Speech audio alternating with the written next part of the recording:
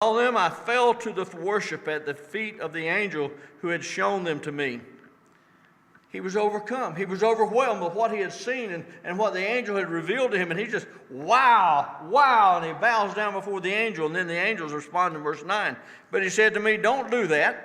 I'm a fellow slave with you. I put my pants on like you put your pants on, John. We're not God. Only worship God.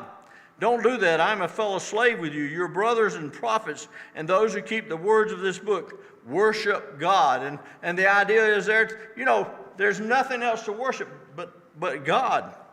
He also said to me, don't seal the prophetic words of this book. Well, I'll get back to that in a minute. We're working on the promises. But John is corrected for worshiping, and we're to worship God only. In verse 10 says, he also said to me, don't seal the prophetic words of this book, because the time is near. Let the unrighteous go on in unrighteousness, and let the filthy go on in being filthy. Let the righteous go on in righteousness, and let the holy go on being made holy. So verses 10 and 11, I think, is a warning. And it's a warning given to us, maybe by the angel, it was maybe given by Jesus. I'm not sure. It says, but don't seal up the words of this prophecy, because the time is coming, and we don't want to seal this book. It needs to be read, it needs to be studied, it needs to be understood.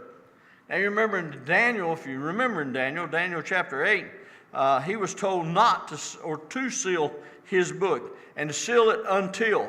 And the until is till this day, and the time here. And we're to study this book, and if we don't study this book, and if we ignore this book, and we just say it's too complicated and there's nothing in it for me, then you're a defiant of God, because he wants us to do that.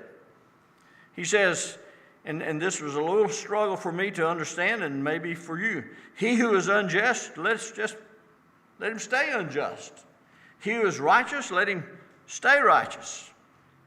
And the thought here is probably, since Jesus is coming quickly, he won't have time to change. It's going to happen suddenly. If you haven't read the book of Revelation, if you have read the book of Revelation, and it hasn't changed your perspective of life and death and the reality of a heaven and a hell, then there's not a lot of hope for you. It is the hopelessness of the final state of the wicked which is here pictured, and we see that. They have made their choice, and they're going in that direction, and so be it. Their decision is fixed forever. There's no word here about a second chance hereafter. You've sealed your fate. Walford says, if the warnings of this book are not sufficient, then there's no more that God has to say. Verses 12 and 13, we see Jesus declares once again, look, I am coming quickly, and my reward is with me, to repay each person according to what he has done. I am the Alpha and Omega, the first and the last, the beginning and the end.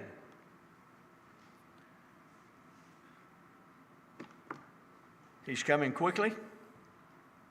And the idea, he's mentioned it earlier, he's mentioned it there, and he's coming back in verse 20, we'll look at.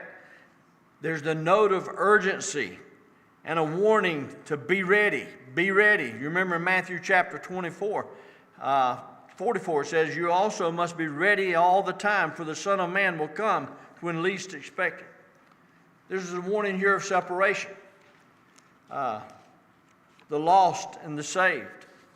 Hope and the hopeless.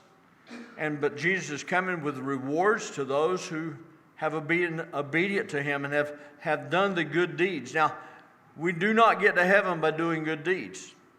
You can do all the good deeds. You can serve your community. You serve your fellow man. You can serve in the church. But if you don't have a relationship with Christ, you don't have it.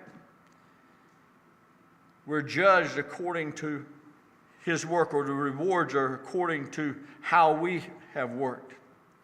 We're not saved by works, but it's evidence that we are saved when we work and serve Jesus. In verse 13, he identifies himself. He reminds us just who he is. If we know and understand who Jesus is, then we'll have a little bit of trouble with being ready and recognizing for being ready for his return. He says, I am the Alpha and Omega. And when that's applied to God and it's applied to 2 or 3 places in the scriptures. He's the first and the last. This is the proof that he is the Messiah. He's the coming one. He's the Yahweh,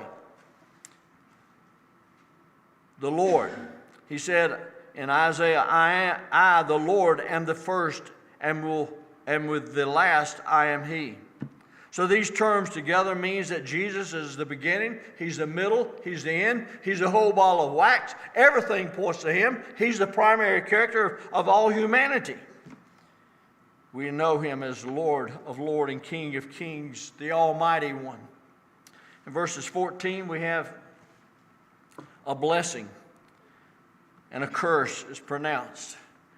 Blessed are those who wash their robes so that they may have the right to the tree of life and may enter into the city by the gates. Outside are the dogs, the sorcerers, the sexually immoral, the murderers, the idolaters, and everyone who loves and practices lying. He says, these folks are outside, and he points out the ticket to heaven. You see, a washed robe in the blood of Christ is your ticket to get through the gate. The washed